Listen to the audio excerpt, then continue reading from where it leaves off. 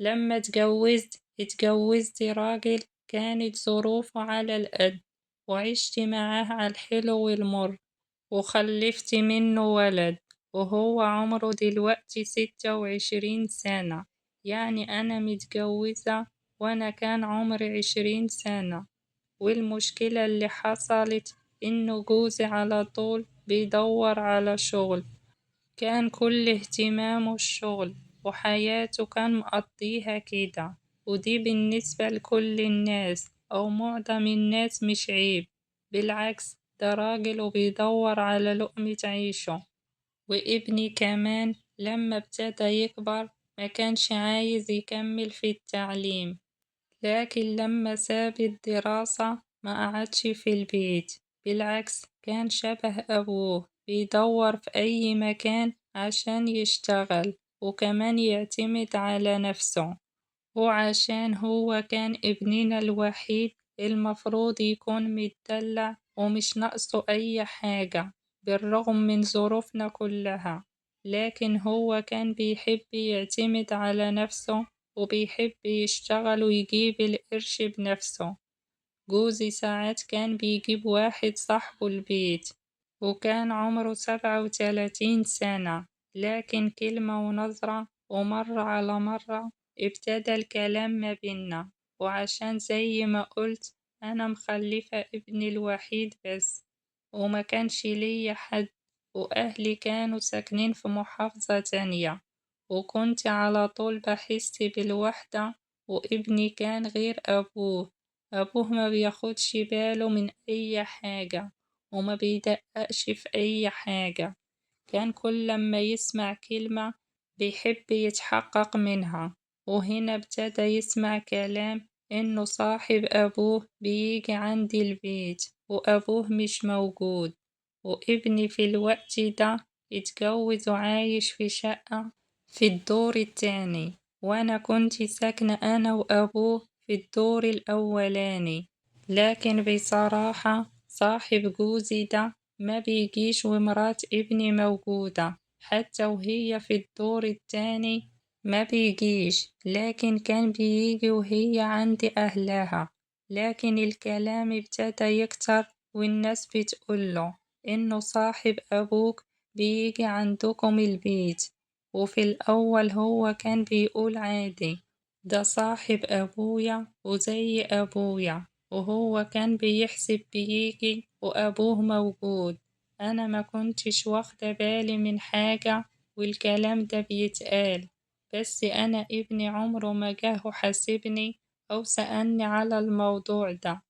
وبعدين ابني ابتدى يركز معايا كتير، وبكتر الكلام اللي بيسمعه والناس اللي بتقولهوله إنه صاحب أبوك بيجي البيت وأبوك مش موجود، والموضوع مش طبيعي، لازم تعرف اللي بيحصل جوا بيتكم. والمشكلة إني لاحظت ابني ما بقاش بيشتغل وما بيروحش الشغل، وبيكون برا وبيرجع فجأة كده، وبيعدي علي أنا في الدور الأولاني وبيسأل عن أبوه موجود وإنه فلان جوه وأبوه مش موجود. أنا بصراحة كنت بنكر إنه صاحب أبوه بيجي وهما مش موجودين، وفي يوم رجع على غير ميعاده ومش في وقته، وأنا ما كنتش عاملة حسابي إنه هيجي في الوقت ده وهو بيكون في الشغل. ويومها لما رجع اكتشف اللي كان مستخبي واللي كانوا الناس بيتكلموا فيه وهو كان شاكك فيه. أنا ما كنتش عاملة حسابي خالص ولا متخيلة إنه هيجي في الوقت ده، بس دخل والمنظر اللي شافني فيه ما كنتش عارفة أتصرف إزاي، وما كنتش أتمنى اللحظة دي خالص. وفي يومها حصلت الكارثة وما قدرتش أوقف ابني، خالص. واللي شفته بيعمله في صاحب أبوه ما كنتش قادرة أوقفه. وحصل اللي حصل، وأنا كل اللي كنت عايزة أعمله إني أهرب. ممكن اللي حصل في صاحب أبوه يحصل فيا أنا كمان، عشان كده هربت. رحت عند ناس جيراننا، لكن في لحظات الدنيا اتلمت وكمان الشرطة اجت خدوني أنا كمان. ساعتها عرفت خلاص إنه كل حاجة ضاعت، وكمان ضيعت ابني، وجوزي كمان كان مصدوم من اللي حصل، ولما اجا وشاف ما كانش مصدق إنه أنا أعمل كده، عشان ما كنتش ببين حاجة وكنت بتصرف عادي. عدت علينا ظروف صعبة، وأنا مريت من ظروف صعبة، وأنا اللي عملتها لنفسي، واتحاسبت على موضوع الخيانة. وطبعا القصة دي عدت عليها 8 سنين، وأنا طلعت وبقيت في الشارع، مفيش حد عايز يكلمني ولا يستقبلني، ولا أهلي بقوا بيحبوني، وهم مش عايزين يشوفوني تاني.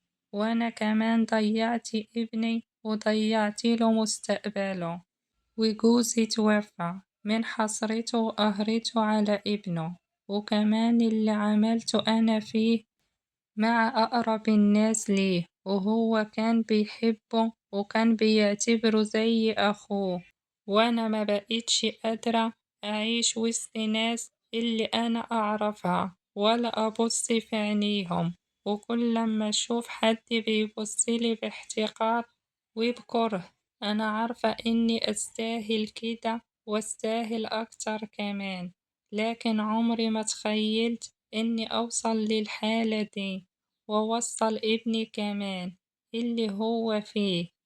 عمري ما كنت أتمناها، ولو رجع الزمن بيا لورا معملش كده خالص. بقيت شبه المشردة في الشوارع ومليش مكان، مليش أهل، مع إنه أهلي موجودين.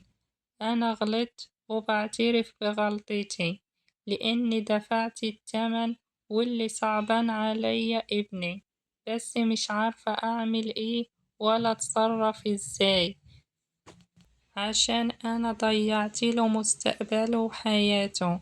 وأنا كنت بفكر في نفسي وبس، وما فكرتش إني ممكن أوصل ابني للي هو وصله دلوقتي. بصراحة أنا ندمت جدا، لكن بعد إيه؟ بعد ما كل حاجة ضاعت مني، فكرت إن أنا أروح لأهلي عشان أترجاهم يسامحوني على كل حاجة أنا عملتها، عشان ما عنتش قادرة إن أنا أكمل في الشارع. بجد الحالة صعبة جدا، ومش عارفة أعمل إيه، هما هيسامحوني ولا لأ؟